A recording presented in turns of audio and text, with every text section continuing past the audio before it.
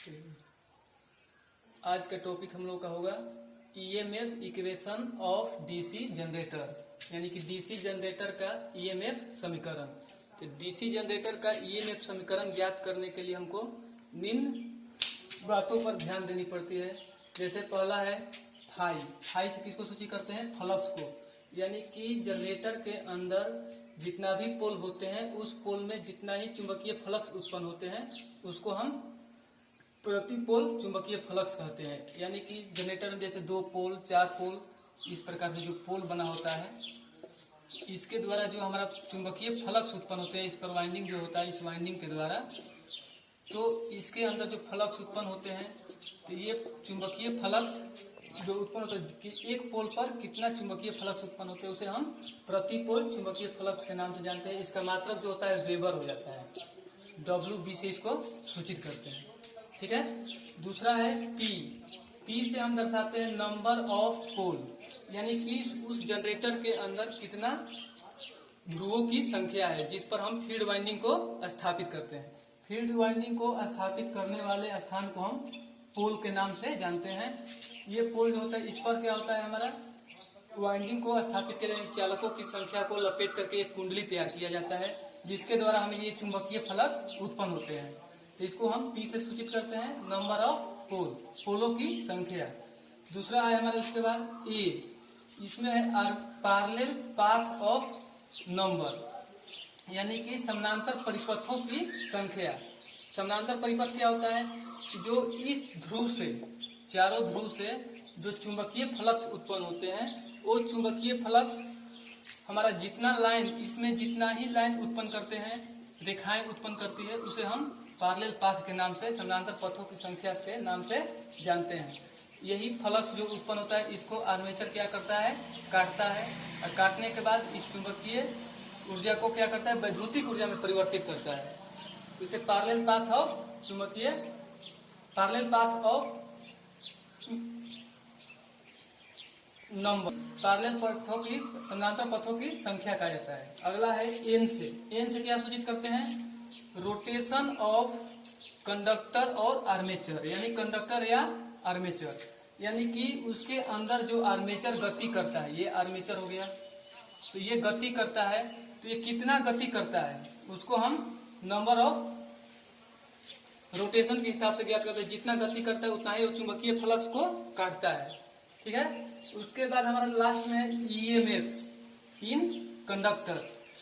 तो ईएमएफ क्या है? ईएमएफ को हम पूरा नाम कहते हैं इलेक्ट्रोमोटिव फोर्स, विद्युत वाहक बल। इस विद्युत वाहक बल ये क्या करता है? यही विद्युत वाहक बल इस आर्मेचर में उत्पन्न होता है। तो ये किस पर निर्भर करता है कि आर्मेचर के अंदर जो वाइंडिंग किया जाता है, तो उसमें आर्मेचर भी हमारा चालक का बना होता है, और उसके अंदर जो वाइंडिंग डालते हैं वो भी हमारा चालक होता है। तो उस चालक के द्वारा जितना फ्लक्स कटता है, तो उस फ्लक्स जो है वो फ्लक्स किस में परिवर्तित होता है? ईएमएफ में परिवर्तित होता है। तो उसमें जितना अधिक चालक होते हैं उतना ही अधिक फ्लक्स को काटते हैं, तो उतना अधिक ईएमएफ उत्पन्न करता है। और उसका जो ये ईएमएफ उत्पन्न करने की जो क्षमता होती है वो रोटेशन पर भी निर्भर करती है। उसका गति अगर धीमे होगा तो ईएमएफ कम उत्पन्न होगी, गति अधिक होगी तो ईएमएफ ज्यादा होगी। जैसे कभी कभी जनरेटर का वोल्टेज कम होने लगता है, तो उस स्थिति में हम क्या करते हैं? किसी प्राइम मूवर के द्वारा उसके स्पीड को, यानी कि चाल को हम बढ़ा देते हैं। चाल को बढ़ाने से क्या होता है कि इसके रोटेशन, आर्मेचर के गति में, गति की मात्रा में परिवर्तन होती है। परिवर्तन होने के कारण वो अधिक फ्लक्स को काटने लगता है, जिसके कारण हमारा ईएमएफ अधिक मात्रा में उत्पन्न होती है। ठीक है। ये ईएमएफ, इसको ये केवल उसको सूचित करने के लिए इसको मैं दर्शाया हूँ। इसको ज्ञात करने के लिए हमारा इसमें 2 प्रकार की वाइंडिंग पढ़ना पड़ता है। तो इसमें 2 प्रकार के वाइंडिंग जो होता है, लैप वाइंडिंग और वेव वाइंडिंग। ये ईएमएफ इक्वेशन में हमारा अगला टॉपिक होता है types of DC generator in winding, यानी कि डीसी जनरेटर में वाइंडिंग के प्रकार। तो इसमें हम 2 प्रकार के वाइंडिंग करते हैं। पहला हमारा होता है लैप वाइंडिंग, दूसरा होता है वेव वाइंडिंग। लैप वाइंडिंग होता है, लैप वाइंडिंग और वेव वाइंडिंग। ठीक है। तो लैप वाइंडिंग और वेव वाइंडिंग में क्या अंतर होता है? लैप वाइंडिंग होता है जो, इसमें जब वाइंडिंग करते हैं तो जेड चालकों की संख्या जो होता है समानांतर पथों की संख्या के बराबर होती है, यानी कि इसमें Z बराबर जो होता है हमेशा Z बराबर A होता है, यानी कि चालकों की संख्या बराबर समानांतर पथों की संख्या होती है, समानांतर पथों की संख्या होती है। अतः इसका टोटल फ्लक्स जो हमको ज्ञात हो, अतः उत्पन्न हुआ फ्लक्स बराबर जो होता है हमारा, इसमें कितना फ्लक्स उत्पन्न होता है, तो उसका सूत्र होता है फाई जेड एन बटा में 60 गुना पी बटा में ए। ठीक है, इसके द्वारा हम ये जो इसका मान यानी कि ईएमएफ का मान जो होता है इतना होता है। इसमें जो उत्पन्न ईएमएफ होगा उसको ज्ञात करने के लिए वाइंडिंग में फाई जेड एन बटा में 60 गुना पी इंटू पी बाई ए, ये वोल्ट, इतना वोल्ट ये हमारा उत्पन्न करता है। और फाई क्या हुआ, फाई चुंबकीय फ्लक्स हुआ, उसमें जितना चुंबकीय फ्लक्स उत्पन्न होता है अभी जो बताए हैं। जेड समानांतर पथों की संख्या हो गया, एन उसका नंबर ऑफ आरपीएम हो गया, कितना गति कर रहा है चालक उसके साथ, और पी जो होता है पैरेलल पथों पोलों की संख्या होती है, और ए जो होता है समानांतर पथों की संख्या होती है। तो इस वाइंडिंग में समानांतर पथों जितना हमारा पोल की संख्या होती है उतना ही समानांतर पथों की संख्या होती है। अगर उस जनरेटर में पोलों की संख्या, ध्रुवों की संख्या अगर हमारा 8 है तो समानांतर पथों की संख्या भी 8 होगी, अगर 4 है तो 4 होगी, यानी कि जितना होगा उतना होती है, यानी ये कट करके 1 हो जाता है। यहाँ फिर से सुन लीजिए, ईएमएफ को ज्ञात करने के लिए लैब वाइंडिंग में फाई जेड एन बटा में 60 इंटू पी बाई ए, इतना इस सूत्र के द्वारा हम इसका वाइंडिंग के मान को ज्ञात करते हैं। ये फाई से किसको दर्शाते हैं, चुंबकीय फ्लक्स को, जेड हुआ समानांतर पथों की संख्या, और एन जो हुआ नंबर ऑफ आरपीएम जितना उसका गति है घूमने का, पी जो हुआ पोलों की संख्या, और ए जो हुआ समानांतर परिपथों की संख्या। ठीक है, तो इस द्वारा से इसके द्वारा हम लैब वाइंडिंग को ज्ञात करते हैं। ठीक उसी प्रकार से वेव वाइंडिंग में क्या होता है, थोड़ा सा अंतर होता है। ई बराबर सूत्र इसका हो जाता है फाई जेड एन बटा में 60 इंटू पी बाई 2 वोल्ट। इसमें केवल यही अंतर हो जाता है कि समानांतर पथों की संख्या केवल 2 होती है। इसमें कितना भी ध्रुव होगा, ध्रुव से कोई अंतर नहीं पड़ने वाला है, 2 ध्रुव हो, 4 ध्रुव हो, 6 हो, 8 हो, लेकिन पोलों की समानांतर पथों की संख्या जो होगी हमारा हमेशा 2 होगी। यहाँ पर अगर 8 पोल जो होगा तो ये 2 होगा। ये फाई जो हुआ चुंबकीय फ्लक्स भी हुआ, उसी प्रकार से जेड वही हुआ, एन नंबर ऑफ आरपीएम, और 60 ये 60 जो होता है उसका घूमने का जो गति होता है मिनट में या सेकेंड में, उसका कांस्टेंट मान होता है। Difference of lab winding and wave winding, यानी कि लैब वाइंडिंग और वेव वाइंडिंग में अंतर, इसमें दोनों में क्या अंतर होता है। इधर हम लिखे हुए हैं वेव वाइंडिंग और इधर लैब वाइंडिंग। वेव वाइंडिंग में हम पहला लिखे हुए हैं, इसमें केवल 2 समानांतर पथ होते हैं जो मैंने पहले बता चुका हूं, और दूसरे साइड इसमें समानांतर पथों की संख्या ध्रुवों की संख्या के बराबर होती है, यानी कि इसमें P बराबर जो होता है A होता है, और इसमें P बराबर जो होता है केवल 2 होता है। P की संख्या कितना भी हो वो चेंज बढ़ते जाएगा, लेकिन ये A का मान जो होता है समानांतर पथों की संख्या होती है, ये कभी चेंज नहीं हो, 2 के 2 ही रहेगा। लेकिन इसमें जितना पोलों की संख्या बढ़ेगी उतना ही समानांतर पथों की भी संख्या बढ़ेगा। ठीक है, दूसरा है इसमें केवल 2 कार्बन ब्रश होते हैं, यानी कि इस जनरेटर में पथों की संख्या के अनुसार कार्बन ब्रश की केवल संख्या जो होगा हमेशा 2 ही रहेगा। उसमें पोलों की संख्या जितना भी बढ़ जाए उससे कोई अंतर पड़ने वाला नहीं है।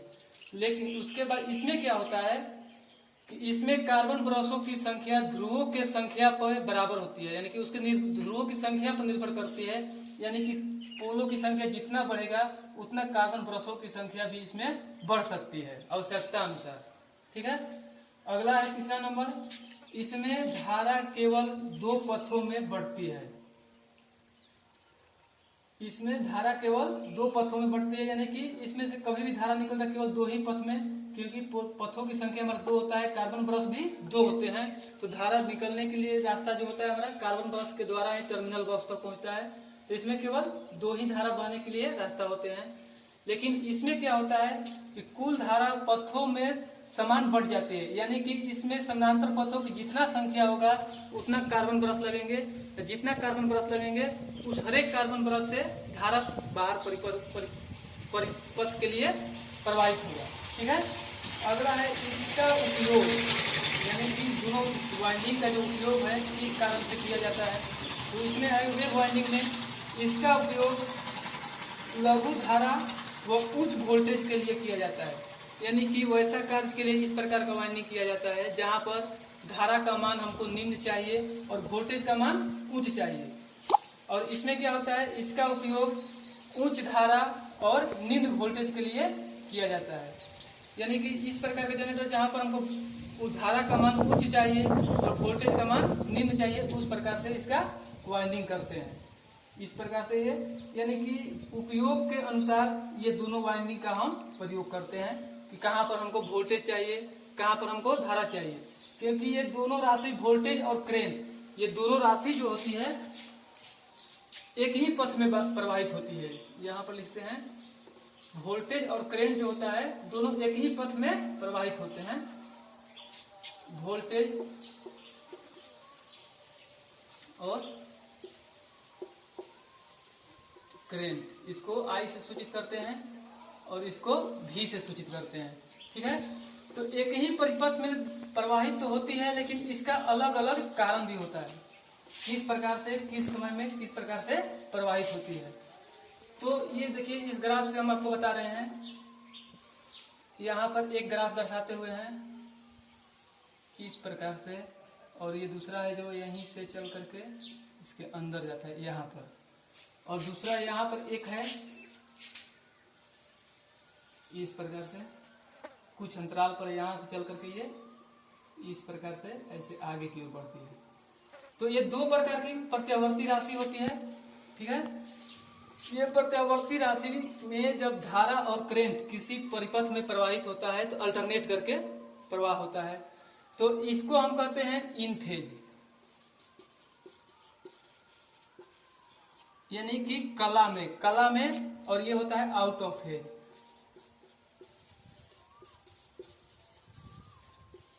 आउट ऑफ फेज यानी कि दोनों राशि जो होते हैं वोल्टेज और करेंट, यानी इसका मतलब ये हुआ कि जब दोनों प्रत्यावर्ती राशि अर्थात वोल्टेज और करेंट, धारा और वोल्टेज किसी परिपथ में एक ही बिंदु से चलकर एक ही बार में उच्चतम मान और न्यूनतम मान को प्राप्त करती है, तो उस प्रकार का धारा जो होता है हमारा इन फेज कहलाता है। और अगर यही धारा और वोल्टेज किसी परिपथ में कम्यूटेशन के कारण क्या होता है, अलग अलग परिपथों, अलग अलग समय पर, अलग अलग अंतराल पर कुछ चल करके कुछ समय उच्चतम मान और निम्नतम मान को प्राप्त करने में कुछ अलग अलग समय लेती है, तो उसको हम आउट ऑफ फेज कहते हैं। तो ये निर्भर करता है कि किस प्रकार के हमको जनरेटर का उपयोग करना है, कहाँ पर निम्न वोल्टेज चाहिए, कहाँ पर उच्च वोल्टेज चाहिए। तो अगर इन फेज होगा तो उसमें वोल्टेज और करेंट दोनों का मान एक ही बार उच्चतम और न्यूनतम दोनों प्राप्त होगा। लेकिन अगर ये हमारा आउट ऑफ फेज होगा तो उच्चतम वोल्टेज कभी आगे मिलेगा, तो उसके बाद न्यूनतम उच्चतम करंट मिलेगा। जैसे यहाँ पर ये उच्चतम मान को प्राप्त करता है और ये यहाँ पर यानी कि कुछ अंतराल पर, इतना के अंतराल पर चल करके ये प्राप्त करता है। ठीक उसी प्रकार से ये यहाँ पर करता है तो ये आगे बढ़कर यहाँ पर करता है। ठीक है, तो ये वाइंडिंग के ऊपर निर्भर करता है कि हमारा इन फेज वाइंडिंग है कि आउट ऑफ फेज है। तो ये लैब वाइंडिंग और वेव वाइंडिंग दोनों पर निर्भर करेगा कि कौन हमारा, किसमें हमको वोल्टेज अधिक चाहिए, किसमें हमको धारा के मान अधिक चाहिए।